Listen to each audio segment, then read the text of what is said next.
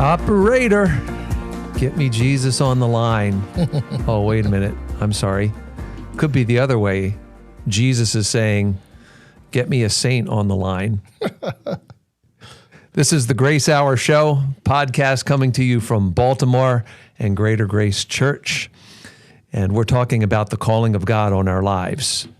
And so I use that. There's a great song. It's Operator by, I think, Manhattan Transfer is the group that did it. Give me Jesus on the line. Operator information. There was a group in our church that used to, my wife sang in that group and they sang that song. It was really lots of harmony, lots of good times. But we're talking about calling. I'm Steve Andrulonis, a pastor here at Greater Grace. With me is Pastor Renaldo Brown. And we're going to talk about the difference between career and calling. And we know that a calling from God is a sacred and amazing thing. And if you're watching this program and listening to it, this podcast, you are probably interested in what God would like you to do by his wisdom and according to his purpose. And so we're going to break that down a little bit because career can say one thing to you and a calling says something different. And we're going to take the next 40 minutes or so to just dissect this and give you some information we hope edifies you and helps you pick up the phone when Jesus calls. Wow. Maybe that's too light because this is really. I guess this is a bigger subject than we really, right? Sure. It's a big. We want to treat it with some seriousness. Sorry. Absolutely. No worries. I think for a lot of folks, it's one of those when you think about ministry. Yeah. When you think about your operation in the body of Christ, when you think about your living as a Christian, this is in your top 5 questions. When you hear that word calling, because it's such a spiritual word, a biblical word, it's not a practical word. Mm-hmm. So the world doesn't use that word. They try to use it, but they struggle to define it. So for many Christians, they struggle with it. Anyway, it's important to have an understanding. And by the way, we'd love to hear from you today. I get asked a lot of questions about this topic. This is your program to write in your questions about calling and career. What is vocational? What is bivocational? What is a vocation? What is an occupation? What is a career? What is a calling? Today is a great day to write in, reach out, let us know. Pastor, I've been thinking about this. Let me hear your story. Perhaps maybe you have a story about how your career is involved in your calling or how your calling is in your career. We'd love to hear from you. Please write in, reach to us. But just to start us off, I think a word that's important to understand here when you talk about a career and a calling is a word that's underneath these two words. It's called work. Because really, how you divide up your life, how you define your life is always a question of work. And when you talk about career, you're speaking about work. When you speak about a calling, inherently, somehow you're thinking about work. And work is not a bad word. It's not a bad word at all. But it's a word, our understanding of the word work greatly impacts our understanding of the word career and a calling. So what is work? Work is anything done by a person, whether for reward, pleasure, or merit of any kind. And work has always been a part of our relationship of living. Before the fall, men worked. After the fall, men worked. We participated in some level in work. But after the fall, our intention, our motive, and our reward changed. Before the fall, work was a participatory response to God in faith, obedience to him. It was a function of our relationship with God. It did not define our relationship with God. But after the fall, we lost our relationship with God, and work took a different meaning in our life.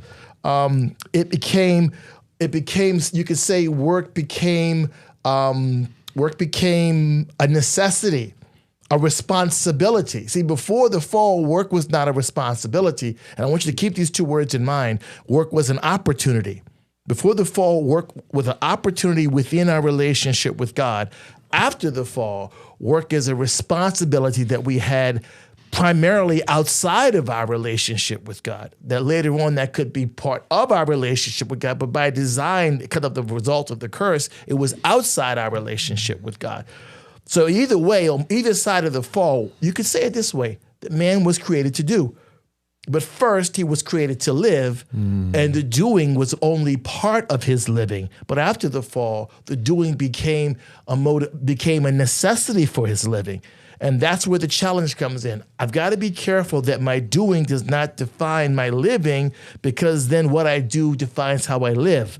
It should be that my living I'll just say it this way: my living is part of what I do is part of my living, but does not say it that way.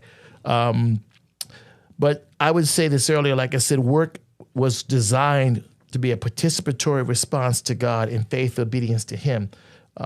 It was just a function of our relationship with God. It did not define our relationship with God. And when we lost the relationship in the garden, we lost the true function of work. Yeah. We lost it. Because if you don't have the relationship, you don't have the purpose for the work. So then the natural man, the fallen man, was limited to horizontal responsibility without what I would say is a vertical opportunity that's only found in our relationship with God. So that's where the natural man and the common man see work. It's a horizontal responsibility. And don't get me wrong, it's not a bad thing. It's a beginning thing. It's a beginning thing. It's where the natural leads us to the spiritual. We should be responsible. We should work. I know you've read 2 Thessalonians 3:10. The man doesn't work, he shouldn't eat. Well, what Paul is addressing there, this is a side note, he's bringing, I phrase that verse this way, he's bringing clarity to our charity. That's what he's doing there. He's saying, okay, if the church, he's addressing the communal responsibility of the church to be involved in the world. Yeah. So he's saying we have charity, but he wants to define it a little bit. So that's what that portion's about. He's not arguing whether we should help people. But what I wanted to stick with is this word work, because it defines career. When I think about my career, I connect it to my horizontal responsibility. Yeah. And I phrased it this way. I call that, you could use the word occupation. You could use the word job. And by the way, because usually what it is this, it's a job that with a bit of stability, training, and experience becomes a career. Yeah. It doesn't start out that way. It starts out as an occupation or a job that becomes a career. So it's got potential. But I call all of that together the amalgam of the doing. This is my doing, okay? My profession provides income. I can keep my responsibilities. I can take care of my family.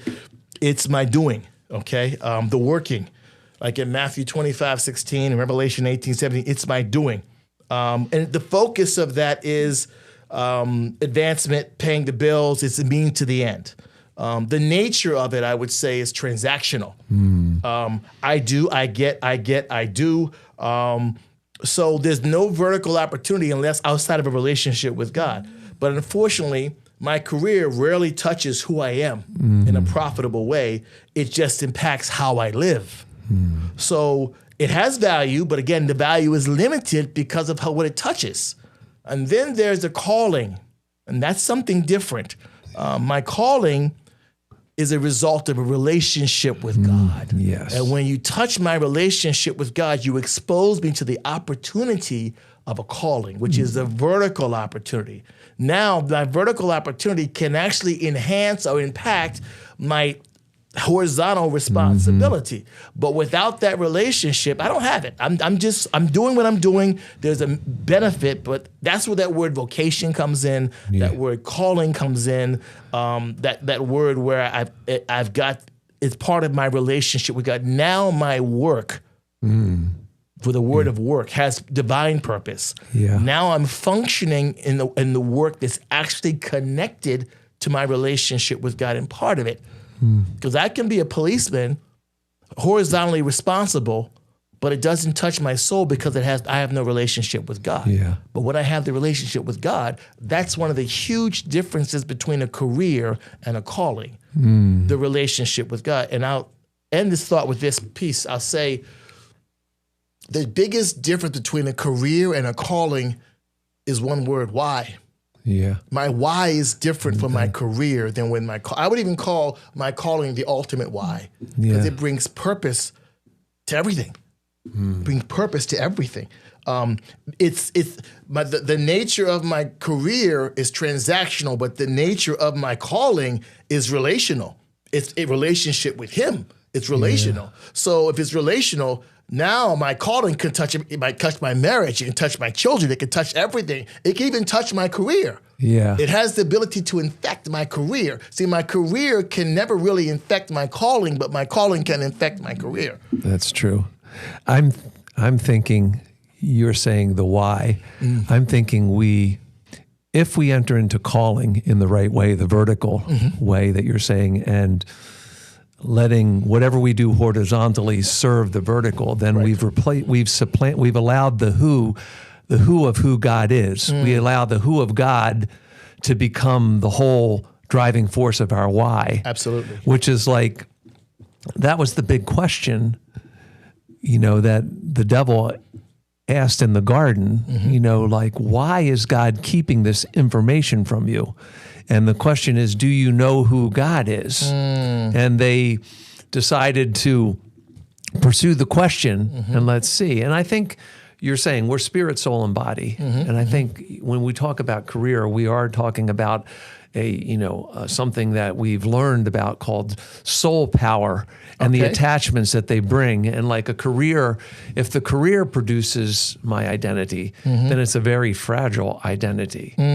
But if I am serving God, right? If the Spirit of the Lord if the spirit of a man is the candle of the Lord, if God is lighting up who I am in the right way, then my body and soul are used for His glory and not for establishing an identity that is built on my looks, my accomplishments, my acquisitions, all those kind of things, education, and I think you're right. We're seeing the questions here, like, beautiful. What does it mean to have, to serve or work? And I'm saying, like, the difference is, like, if you are called by God, then you enter into service, and service is really devoted to the other, not to the promotion of yourself. And, so that's what we're talking. Like, a career can become a real identifying marker. It is the question that what do you do? Like, people ask you that all the time. Like, and then, I'm on a plane or something, or I'm like in like a jury duty or something. What do you do for a living? I'm like going, well, it's a leading question. It's a leading question. You want to know what identifies me? Exactly. And I'm like, who am I? It's like, do I, and it seems like in our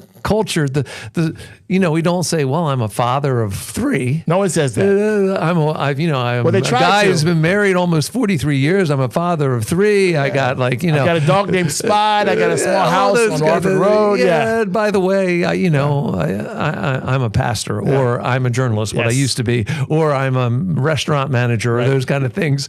We usually say this first. This is what I do, because that's what people really want to know. And it's sad because, But it's where we are. It's like, in one respect, I get it. If all you have is horizontal responsibility, then your identity is limited to that. It's limited to the responsibility. So I ask you, what's your name and what do you do? Because that's all. Because the name is the label on what you do. I'm this and I do that. So, but when you bring in, and we use a different phraseology here, dominant reality versus subordinate reality. Okay. When I am unsaved or carnal, the dominant reality in my life is what I do. It guides everything I say. It guides how I present myself. You go on a date. That's the first thing you say. What do you do besides your name? We don't ask you where you live. That's creepy. No, we ask you, what do you do? It's the leading question, because it's your identity. Your identity is tied up with what you do. That's why when guys can't do what they do, it's stunning, the collapse of their life. It's like you see guys that worked on a job for 40 years and then they retire. They just kind of go to the job. They don't work there anymore. They just kind of go to the parking lot. Hey guys, just want to stop by and say hi. Because I've been coming here for 40 years. So this is me. And like, I don't know what else to do. So it's like, it's horizontal respect. It doesn't touch the real function of work. The real purpose of work was to be part of a relationship with God. It was a function of our relationship with God. And in reality, it was a faith-obedient response to God. It was really, Adam's work was just his faith, obedience, response to God. In his mind, it wasn't work. It was responding to God. And when you're walking in your calling, it doesn't matter what that thing that you're doing is. It could be small, it could be big. You are responding to God. And by the way, you have tremendous capacity. You know why? Because in that relationship, the relationship with God that you have, it is your capacity. Yeah. So then you find yourself responding to God. And well, how do you do that? Because I'm called. Yeah. I'm called. So I have boundless capacity because in the relationship, God fuels our work. Yeah. He fuels. This is why we can do the good work. Because why? Because we are motivated. It is God, both to will and to do in Philippians 2:13. Yeah. Why is it God? Because God is fueling my calling with his capacity. Yeah.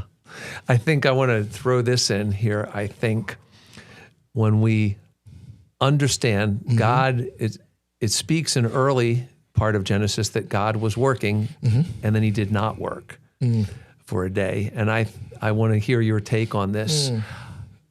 We all know people who are just, even in ministry, who are just outsized in their effort. They are workaholics. Yes. And they come to miss this point that God brought on the seventh day, which is Sabbath. Because if you have no Sabbath, if you do not come to him in your, if you do not cease work, then you have like Sabbath is sort of like a real test of faith in my mind, because the Israelites were brought out of a time, out of a situation where they were whipped and driven and driven and driven and driven to make bricks, to build monuments to idols, all these things. And we know that in idolatry, there's always like this conscious kind of anything we know about idolatry in the ancient world, maybe in the world that you exposed yourself to in Africa, there was an idolatry. There was always trying to please the tree, the sacred tree or the sacred monument. Maybe you saw it more, but there's no Sabbath. There's no if you are true to your calling, you could rest and not feel like you're falling behind. Yeah. That's the whole idea of Sabbath. God says, I'm going to give you this day. And it was something that, God worked into all of the law of Moses. Like there's these moments when, okay, in the seventh year, you just let the land rest. You don't work on it. Don't worry, I'm going to provide for you. Don't think you have to like keep spinning the wheel to get ahead. You know what I'm saying? So if you are in a career, it seems like that would be a test. Am I living in a career or calling? I think your conception of Sabbath and rest really defines. If you think you cannot take a lunch break, if you think you cannot take a vacation with your family, if you think that you cannot give a day to meditate, worship, and just enjoy a great meal with your family as a Sabbath, then you might be living in a career and working for yourself, and burnout is coming. It's a great point that you make. I would say, why did God stop working? Because he was not defined by his work. Yeah. That's the thought that I have. Work, what God did in creating the earth was part of what he did. It was part of who he was, but it wasn't defined by it. God was God before he did any work. Yeah. So he was who he was, but then he did what he did without changing who he was. Yeah. And if he didn't do it, he'd still be who he was. So he's not defined by his work in that way. I would say in my calling, there are moments when it looks like I'm doing nothing. Am I still called? There are moments because my calling is defined by what? Not by what I do, but by the relationship that I have. See, the calling is really, it's the manifestation of the relationship you have with God. And the gifts that are given in the direction and the portion that you have are just extensions of a relationship that you have. So when we in a career, there's no relationship. In a career, it's just responsibility. So I have to continue to do the responsibility to manufacture a relationship. I see folks that try to say, well, you take your job home, or I really love my job. I mean, you love what you do, but what you do shouldn't define who you are. And God forbid that if you love what you do so much when you don't do it, you're nobody. And that's what happens. But you can get burned out even in your calling if you stop seeing the relationship and you just see, well, I'm called to be a singer. Okay. But what's fueling that calling? Your relationship with God. Yeah. So if you don't sing, you still have a relationship with God. So when you sing, this is an extension of your relationship with God. It's not a requirement for your relationship with God. It's not a definition for your relationship with God. And by the way, it's not a foundation for your relationship with God. The cross is the foundation. So I have to make sure that I understand. I call the calling the being. I call the career the doing, and I call the calling the being. The being. Yeah, because the calling is about me intrinsically connected to God relationally. The career is the doing. And I'm not what I do. I am who I am. When Paul said in 1 Corinthians 15:10, I am what I am, but he was talking about his calling. He was not talking about his career. When you read Acts 18, I think it's 16 through 18, he talks about tent making. Tent making was a career where he met Aquila and Priscilla. But his calling, when you read Galatians chapter 1, 15, 16, his calling, something different. He was called from the womb. Yeah. See that? It's relational. It's personal, it's relational, it's eternal. Your career is none of those things. Yeah. Your career is not, if you want to know how impersonal you are, go down to HR. You find out just real quick how impersonal your career is. Oh, well, I'm sorry. You're an FTE, a full-time equivalent. That's it. And you're serial number 74692. That's what you are. And you're highly replaceable. So it's like, it's not personal, it's not eternal, and it's not relational at all. So I might feel good about my career, and there's nothing wrong with being positive towards it, but I don't want to say my career is my calling. But I can say you can be in your calling for a long time, and it feels like a career. Because maybe, and this is for guys that maybe do full-time ministry for absence, or even if you're bivocational, it can seem like because of the extension of time. Yeah. But be careful. Don't take something temporal that's a means to an end and make it spirit, and make it and replace your calling. But you can use your career to fuel, to finance, to make it possible to walk in your calling. You can operate in your calling in your career. You can do that. So in other words, the career cannot go into the calling, but the calling can directly impact in a big way your career. But so I think sometimes Christians are asking this question, Pastor Steve. Let's just go this question. Yeah. Okay, Pastor Steve. So I know what a career is, and I have one, or I want one. Maybe I'm young and graduated from school. I want a career because that's what I can get married, buy a house, take care of myself, tick all the boxes. Yeah, all those details. Yeah. Which are not bad. Spreadsheet. The responsibility spreadsheet. I want to tick all the boxes so that I feel like I'm accomplishing something and being mature. I'm adulting. Okay. What is the calling? Yeah. And what does it impact on my Christianity? That's a great question. Yeah. And I think, when you're thinking about that the number system, like the numbers have to add up, the data has to add up. You're really missing, like you're saying, we're emphasizing the idea of a calling is really the relationship. I believe that Paul, Priscilla and Aquila, they made tents with all of their might.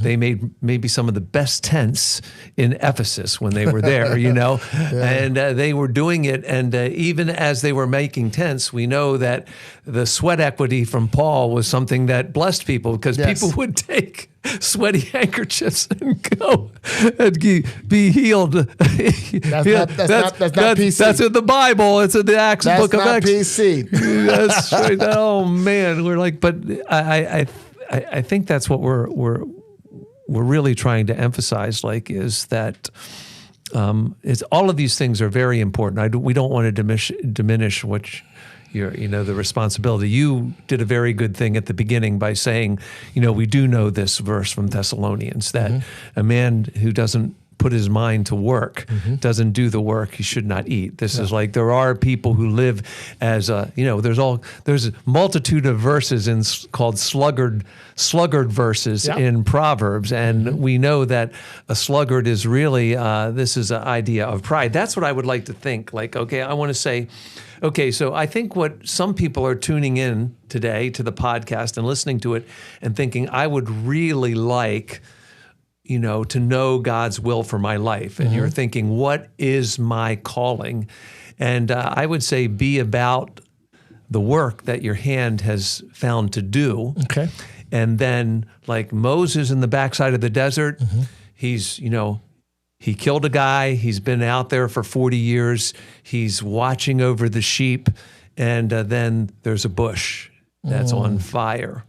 And I want to bring this, when God communicates to them, he's giving him a calling and he's giving him a mission. And this is going to be his career, in leading Israel. And there's something that is maybe a very good point to make is like sometimes when God calls you, reluctance is not a bad thing to feel. Yes. Like, because we know Moses felt very insecure about his resume. Yeah. I can't talk well. So there's a difference. Reluctance is like you recognize your shortcomings. Right. I'm weak. Can you really use me? And God's saying, yes, I can use you. Reticence is a difference. Wow. I think reticence is like you have been called by God to something, and there's like an agitation in you. And it's like, I don't know if this is the right career move for me. Yeah. There's like and I think that is rooted in pride, Then I would say rebellion. I would rebellion. Reticence goes to rebellion, because and you don't want to use that word because who admits to rebelling against God? Yeah. But when God leads you somewhere, and by the way, I love this about God. He doesn't say anything once. He just keeps, God spoke once, but I heard it twice in Psalm 62, verse 10. That's awesome. That's an awesome verse. He just keeps saying it. So it's like, okay, God keeps putting this in my heart. But I like what you said there. Let's divide that up. Okay, the calling of God. God is not saying be irresponsible. Yeah. Okay, but let's go back to those two different words, the dominant reality and the subordinate reality. Yeah. When I don't know God, the dominant reality is only one. Yeah. I have one option. That is my horizontal responsibility to work, on right here, pay my bills, feed, live. Okay, which is not bad. Okay, then there is a second option presented because of my relationship with God. I only had one nature and I only had one option. Now I've got two natures. I've got the nature of God in my life through Christ. Now I've got a second option. So now God is saying, along with being horizontally responsible, I would like you to be vertically opportunistic. Use your faith and be vertically opportunistic. What I would like you to do is make that dominant reality of horizontal responsibility subordinate to a dominant reality of the calling of God. So then the believer who's walking with God in his calling, the dominant reality of his life is that he's called by God. And the subordinate reality is that he's, at the same time he's called, he's also responsible. He's not naturally irresponsible to be spiritually responsible. He's not, as they say, he's not so heavenly minded, he's no earthly good. Yeah. He's not that. But that word calling, I think of it this way. There's the call, there's the calling. The call is to know God. The calling is to make him known. And I really see, and that's the mission part. I really see it that way. Like, okay, God calls me to himself, okay? He called me to himself to know him. That's my call. I'm called to God to know him. And then the outflow of knowing God leads me to a calling where my gifts come into play, where my direction, my purpose, and the plan comes into play. And now I'm making God known on a mission. That's my calling. And that's going to directly impact a lot of my decision making. And this is where the reticent rebellion comes in. Like God says, you know me. Now I want you to reveal me. Okay, well, I got a job offer in Omaha, but you have a calling here in Baltimore. Yeah. When you walk with God, you're going to say no to some things and yes to some things. And you can't walk by preference. By the way, you can't even walk in your career by preference. That's right. What makes you think you can walk in a calling by preference? But somehow we hyper-spiritualize the calling and say, I'm called to Hawaii to plant a church on the beach. And God says, well, actually, I was calling you to North Korea. No. We don't walk by preference. We walk by faith. Yeah. And that's a challenge. Take us through these questions here. I love these questions. And please bring your questions. This is a great topic. Let's see. From Peru. Well, actually, before that, how do you differentiate God's work from our work? Well, I would say, short answer, God is the architect and we are the instrument. Yeah. So be careful. It's not that you're using God to do his will, but God is using you to do his will. Yeah. So Philippians 2:13, we said earlier, we are the instruments of God. In Romans 6:13, we are instruments of righteousness.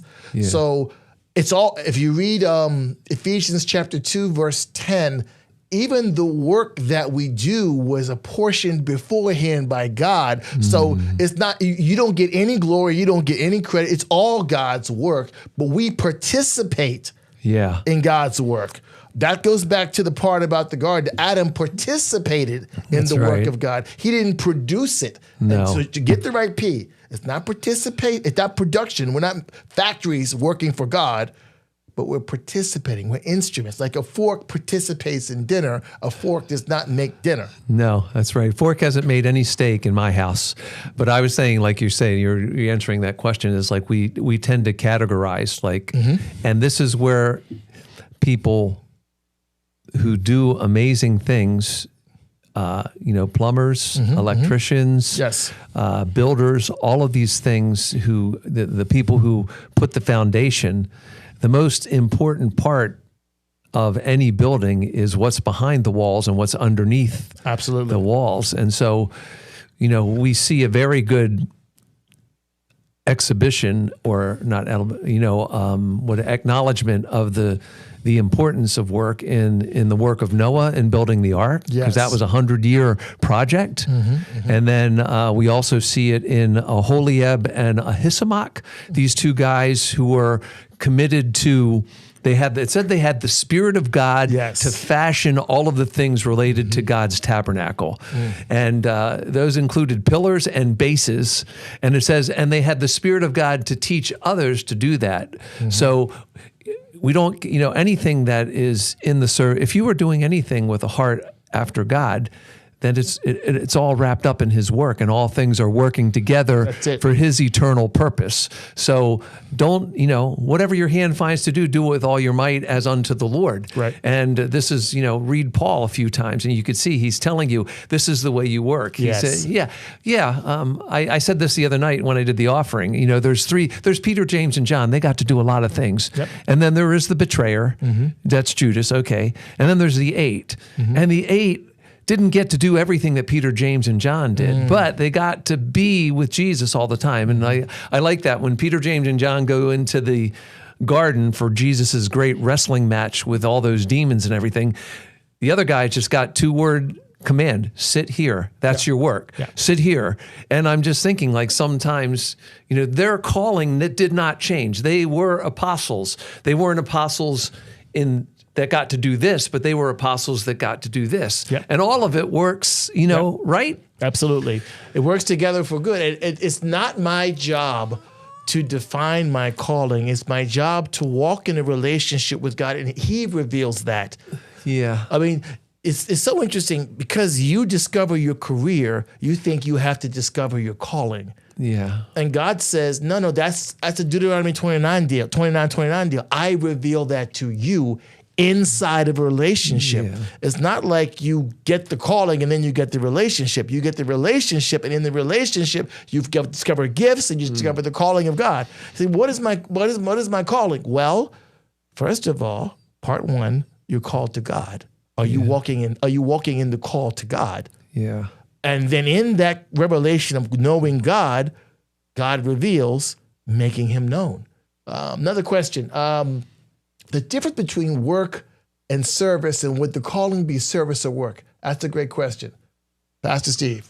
I would say that service is wrapped up in the word calling. Like, you are called unto God, and so every work that we do is really a service to God. Absolutely. Just like, the tent making thing, I think it's really, there's a real important element there that's included. Why did Paul make tents? Why did Jewish families teach their kids something to do with their hands. I mean, Jesus was a carpenter. And David, why did he get called from the sheepfold? Because he gave himself as a young man, as a late teenager, to watching over the flock with all of his heart, to the point of going after a bearded lion to protect a lamb.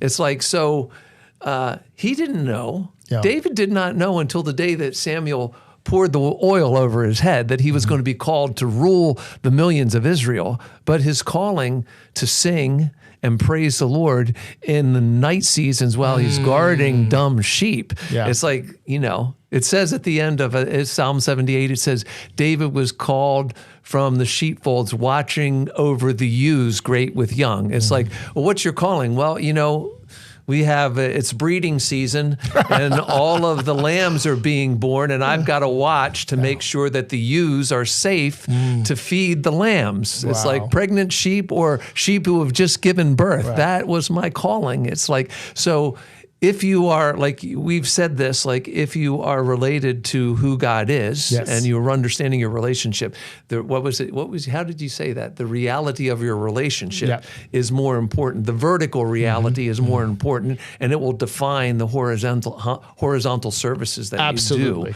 right? And, I mean, that's the key, Pastor. It's like who you are to God is intrinsically more invaluable than what you do. Never forget that. Who you are to God is intrinsically more valuable than what you ever do for God.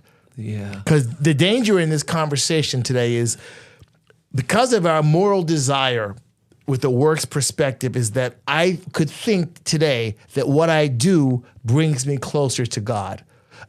Martin Luther pulled back the sheet on that, because he came out of a culture of what you do brought you closer to God. Yeah. And the more you did, the closer you were. And we see that addressed in John 6:28, 29, and Mark 7:21 and 23. In both cases, God emphasized relationship far beyond what you do. I would say this to you right now, nothing we do brings us closer to God, but rather what God did brought God closer to us through the gospel. Yeah. So be careful that in your desire to spiritualize your career, in your desire to discover your calling, like if I just get my calling, I'll be more holy. If I get my calling, everything will be right with me spiritually. You might walk with God in your calling and stumble. You may walk with God in your calling and have moments of distance. You may walk in your calling and struggle. Don't assume the calling is an end-all to spiritual confidence or contentment. You the same way you struggle with God in your faith outside your calling, you can struggle in your calling and struggle at times. But remember, living as a believer is walking as a believer, whether I know what my call is or not. In my career, it's like I'm first called to him. Yeah. That's it. If I call to him, he gives me, in the power and the leading of the Holy Spirit, the balance between my career and my calling. And let's just say maybe I'm walking in a calling and I don't have a career. There are people that are walking in their calling. It's so funny. They know their calling, but they don't have a career. And naturally, they're looked at as failures. Because you don't have a career? What's wrong with you, right? Yeah. And then on the church side, you don't know your calling. What's crazy? What's wrong with you? So both, it's like we demand that you know what both of these things are. And it's possible to have a career and not know your calling and still walk with God. And it's possible to know your calling and not have a career and still walk with God. But the bottom line is your relationship with God is more important than anything else you will ever do for God. Yeah. And I think, we heard from, Ben Scu the other night from our church, and he quoted Proverbs 3. Yes. And that's maybe like you're wondering where your calling is coming from. I'm not hearing like what my calling is. Like, trust in the Lord with all your heart. That's a good instruction. Yeah. Lean not on your own understanding. In all your ways acknowledge him. That's another one. He shall direct your paths. This is like, and you put that together with what Paul was saying, pray without ceasing, rejoice evermore. These are we could call, it's hard to say it, maybe it's a bit wrong. We're saying these are general callings. These are callings that God has put on us. Sure. The first calling, I think, is like the first commission Jesus said is come unto me. Yes. So you come unto me, you find rest unto your soul, you take his yoke upon you, and the burden is light. And you find that if you are weighted down by your sense of calling, then maybe you just haven't come unto Jesus. Beautiful. And found the rest that you need to have. Yes. And these verses that we heard on Sunday night from our pulpit, it's like, fear the Lord, depart from evil, do not be wise in your own eyes. It's like, these are the things, like the word of God gives us a lot of things to like just access and believe and just to think about them. They are true. All calling starts with true before it can be good and beautiful. Yes. And like what we find in the truth is that we come unto Jesus and then we are filled with the Spirit. And then, these instructions are there for us. They're fences, the institutions. Don't tear down the institution, right? Don't tear down the institution of the church and the Bible, thinking that, your feelings are supposed to be the thing that defines your call. Yeah, you got to be careful that you let God define your calling, Yes. not you. I think I'm called to sing, and maybe you're not. I'm called. Well, there's evidence. Yeah, but is it not biased? It's so funny because that's the whole point of Corinthians. Half the Corinthian list was people trying to live in calling that wasn't theirs. Yeah. So I've got to be careful that I let God define things in my life. Number one, God defines what's true in my life. Number two, he defines it in a relationship with him. That's it. Number three, he defines it in his way, in his time. Yeah. So if God hasn't defined it, then he hasn't defined it. I said it earlier, I'll say it again. You can walk with God and not know your calling because you have a call. Yeah. So you might not know your mission. Am I supposed to go to Tibet and hand out Bibles? Or am I called to downtown Baltimore to street preach? I don't know. But I do know this. You are called to Jesus Christ. You are called to be saved. You are called to know him. You are called to a church. You are called to a church. The church is a calling, and the gifts and calling of God are without him changing his mind. In Romans 11:29, that is the Bible. So it's part of my life. It's part of my life. It's part of my calling. And I've got to be careful that if I try to make my career my calling, the career will be my church. And my boss will be my pastor. And that's why you see people on the job going to their boss for counseling, going to their boss. They get married, and all of the people that are in the wedding are their coworkers. Why do you and they're Christian? Why is that possible? Because there's they do not have any vertical opportunity because of they're divorced from their relationship with God. Yeah. Because if you're in a relationship with God, he will lead you to his body. Why? Because in Ephesians chapter 1, 22 and 23, the fullness of God is found where? In the body of Christ. Absolutely. Absolutely. Where would we be without the body of Christ? Really, where would we be? That's true. So a lot of us in today's world, okay, by the way, the word career is kind of an old word. It's my generation. Yeah. This generation doesn't live by careers. In fact, this is the greatest entrepreneurial generation in the history of our planet.